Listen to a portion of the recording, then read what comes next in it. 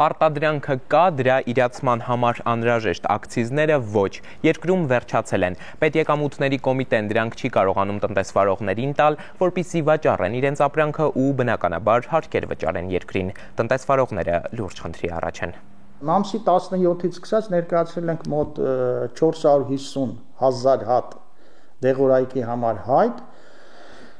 Այս պահին ոչ մի հատ չենք ստացել այս 10 օրվա ընթացքում։ Առաջին ահազանգը դեղատնային բիզնեսից է, եթե հարցը հրատապ չլուծեն, ներմուծած ու արտադրած դեղերն առաջիկայում չեն կարողանա վաճառասրահներ հասցնել։ Օրենքի պահանջն է վաճառքի հանած ապրանքն անպայման պիտի համապատասխան նույնականացվող դրոշմապիտակն ունենա։ Սուրանկյան հետ զրուցած դեղատնային ընկերության, որն ի դեպ մեր երկրի խոշոր հարկատուների ցանկում 103-րդ տեղն է զբաղեցնում, գլխավոր հաշվապահը նշեց նախադեպը չունեցող անելանելի իրավիճակ է։ Նորմալ պայմաններում դա պետք է որ ու միշտ եղել է տենց։ Դիմել ենք 1-2 օրում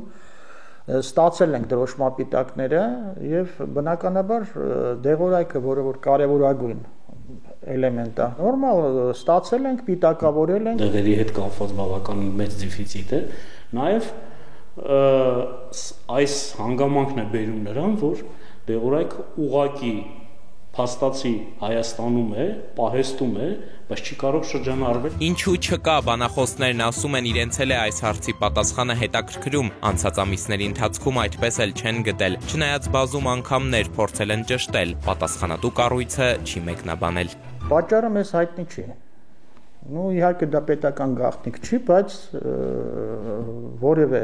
լուրջ պատճառ չենք տեսնում, որտեղ ուշանում է, տիտանական ջանքեր են գործադրվում, ֆանտաստիկ, որպեսզի դրանք տեղ հասնեն, բայց հավանաբար պետք է միգուցե ջանքերը գործադրելուց առաջ ուղղակի մի քիչ երկար մտածել ու ապահովել, մանավանդ որ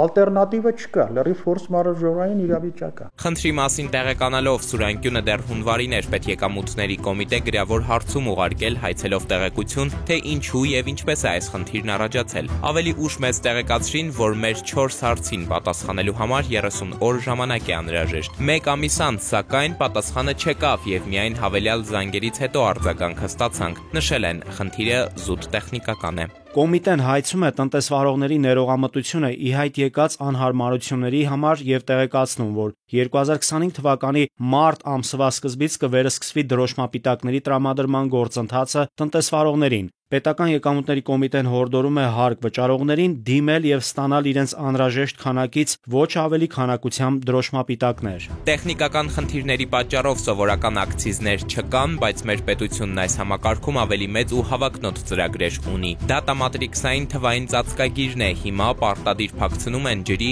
ալկոհոլի շշերի եւ ծխախոտի տուփերի վրա։ Պարունակում են ավելի շատ տեղեկություններ, ով է արտադրել, որտեղ, մինչեւ երբ է պիտանի եւ այլն։ Սրանք արդեն պետք է տեղ գտնեն նաև դեղերի տուփերի վրա։ Փորձագետները այս նոր համակարգին անցնելու փորձերի հետ են առավելապես հակված կապել ակցիզների մասով առաջացած, ինչպես Պեկն է ասում, տեխնիկական խնդիրը։ Ամենամեծ երևի թե խոչընդոտը դա էր, որովհետև հաշվարկ չէին արել միգուցե, որ դրոշմապիտակները պետք կլինի ինչ-որ X ժամանակահատված։ Եվ այն կազմակերպությունը, բնականաբար, ովքեր ներմուծում է եւ տրամադրում է Պեկին, Պեկը տրամադրում է տնտեսվարողներին, իրանք ուղղակի չեն պատկերացրել, որ այդքան շուտ դրոշմապիտակը կավարտվեր։ Կառավարության տարբեր թևերը սինխրոն չեն աշխատում։ Այսինքն մուլտիդիսցիպլինար աշխատանքի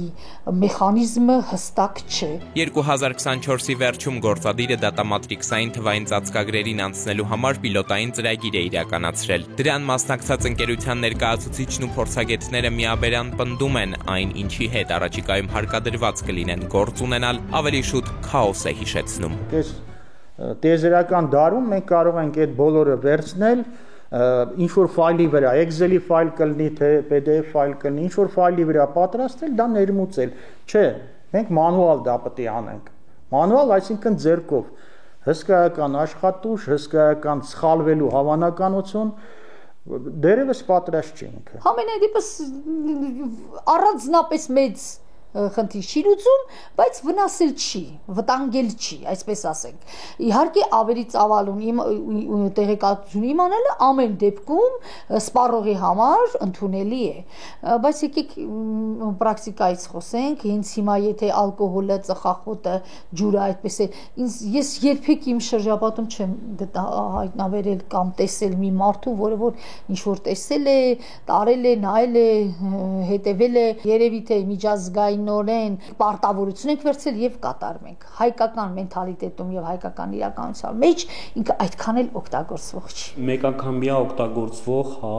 կոդ է, որը որ պետք է փակցվի մեկ դեղի վրա։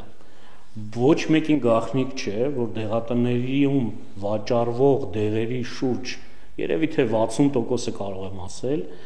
վաճառվում է ոչ լիարժեք ամբողջական տուփով։ Դա դնենք մի կողմ իրավունք ունեն, այտենց վաճառելու չունեն, այդ ժամանակ դա հնարավոր չի լինելու։ Այնուամենայնիվ, ինչ հետևանքներ կարող է ունենալ պետեկամուտների կոմիտեի հիշատակած տեխնիկական խնդրի պատճառով առաջացած դրոշմապիտակների բացակայությունը։ Մասնագետների պատասխաններն ավելի քան լուրջ են ու իրենց բնորոշմամբ մտահոգիչ, ավելին, քան զուտ բիզնես շահը։ Շուկայում խնդիրներ, դեղերի գների աճ, դրանից բխող բոլոր բացասական հետևանքներով։ Չհաշված մարդկային ֆակտոր, ասենք անընդհատ սպասում ես, այսօր կլինի, վաղը կլինի արդյոք թե չի լինի։ Բժիշկները նշանակում են այնպիսի դեղեր, որոնք գրանցված չեն մեկ, որոնք դժվար են գտնվում, շատ հաճախ նշանակում են այնպիսի դեղեր, եւ երրորդը, որոնք նշանակում են դեղեր, որոնք իրականում գրանցված են, սակայն ցավոք սրտի շրջանառության մեջ դեղատներում չի գտնվում։ Ինչ պետք է անի քաղաքացին, գնում է տարբեր երկրներից եւ փորձում է տարբեր ճանապարհներով ինքը այդ դեղորայքը հայթայթել, բերել եւ բուժվել։ Դրա հետ մեկտեղ էլ առաջանում է անվտանգության հարց։ Ակցիզների տեխնիկական խնդիրը փաստացի ամիսներով հնարավոր չեղավ լուծել։ Մասնագետները նշում են, ուր կմնան առնվազն դեղերի շուկայի հետ կապված ավելի մեծ ու ռազմավարական նշանակության մյուս խնդիրները, հատկապես դեֆիցիտի։ Փորձագետներն ասում են, բուժումների համար մեր երկրին անհրաժեշտ է առնվազն 7000 գրանցված դեղ ունենալ։ Հիմա անգամ կեսից է պակաս մեր ունեցածը մոտ 3200, այս թվից էլ միայն մոտ 1900-ն է, որ ներմուծվում է, ինչն ընդհանրապես վերջիներիս գնահատմամբ աբսուրդի ժանրից է։ Ըստ էության դա պետության կողմից կարելի է այսպես բնորոշել անգործություն է։ Պետական տարբեր մարմինները, այդ թվում առողջապահության նախարարությունը։ Առողջապահական գերատեսչության հետ ի դեպ եւս կապ հաստատեցինք, պատասխանեցին հարցը բացառապես պետեկամուտների կոմիտեի պարզաբանման դաշտում է։ Ի վերջո, ինչու հերոսացման մերօրյա թիվ 1 ու անգամ կարելի է ասել միակ արժանի հավակնորդը դարձած հարկ վճարողն այսօրին հասավ։ Դժվար է հասկանալ է, ինչքան էլ տրամաբանական է առանց հաշվարկների քայլեր կատարելու հիմնավորումը, այնքան էլ անըմբռնելի է, չէ՞ որ նրան ում ամենից շատն են ինչպես այս դեպքում պետությունը փողը մուծողին, նրա իսկ հարմարավետության համար ամեն ինչ պետք է խիստ ճշտապահությամբ, առանց անգամ փոքր թերացման անի, հատկապես եթե շարունակական շահի հարցն է սեղանին։ Էդուարդ Պողոսյան, Վահան Գուլոյան, Սուրանգյուն։